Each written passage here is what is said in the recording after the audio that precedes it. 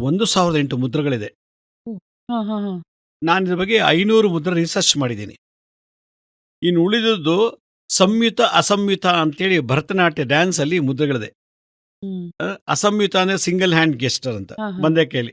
ಪತಾಕ, ಸ್ತ್ರಿಪತಾಕೋ, ಅರ್ಧ ಪತಾಕ, ಕರ್ತರಿ ಮುಖ ಅಂತ ಒಂದು ಇದೆ. ಹಾಂ, ಹಾಂ. ಆಮೇಲೆ ಅಂಜಲಶ್ಚ, ಕಪೋಚಶ್ಚ, ಕರ್ಕಟ ಅಂತೇಳಿ ಒಂದು 2 ಮುದ್ರೆಗಳಿವೆ.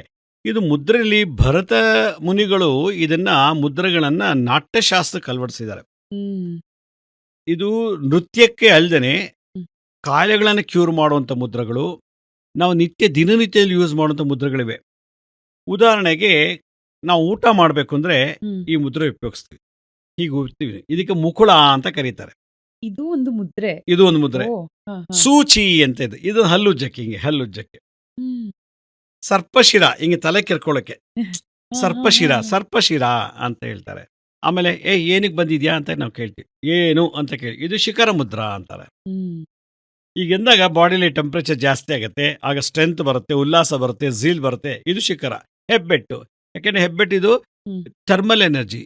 ನಮ್ಮಲ್ಲಿ ಬಾಡಿಲಿ ಎಂಟೈರ್ ಟೆಂಪ್ರೇಚರ್ನ ಕಂಟ್ರೋಲ್ ಮಾಡೋ ಸ್ವಿಚ್ ಬೋರ್ಡು ಹೆಬ್ಬೆಟ್ಟು. ಆಮೇಲೆ ನಾವು ಹೀಗೆ ಇಟ್ಕೊಂಡಿರ್ತೀವಿ.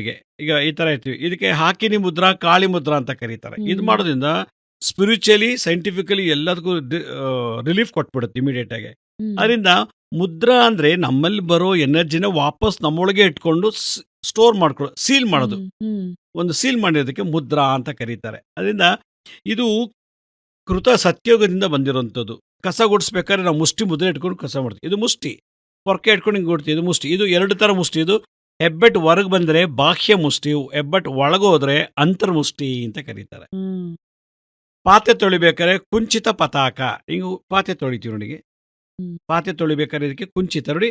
ಪತಾಕ ಇದು ಕುಂಚಿತ. ಈಗ ಅಭಯಾಸದಲ್ಲಿ ಅರ್ಧ ಮಾಡಿದ್ರೆ ಹಿಂಗೆ ತೊಳಿತೀವಿ. ಇದೆಲ್ಲ ಮಾಡೋದ್ರಿಂದ ಹಾರ್ಟ್ಗೆ ಒಳ್ಳೆ ಎಕ್ಸಸ್ಸು. ಈ ರೀತಿ ಯಾರು ಮಾಡ್ತಾರೋ ಹಾರ್ಟ್ ಅಟ್ಯಾಕೇ ಆಗಲ್ಲ.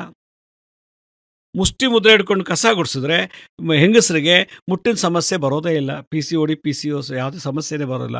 ಅದರಿಂದ ಈಗೆಲ್ಲ ವ್ಯಾಕ್ಯೂಮ್ ಕ್ಲೀನರ್ ಯೂಸ್ ಮಾಡ್ತಾರೆ, ವಾಷಿಂಗ್ ಮಿಷಿನ್ ಯೂಸ್ ಮಾಡ್ತಾರೆ.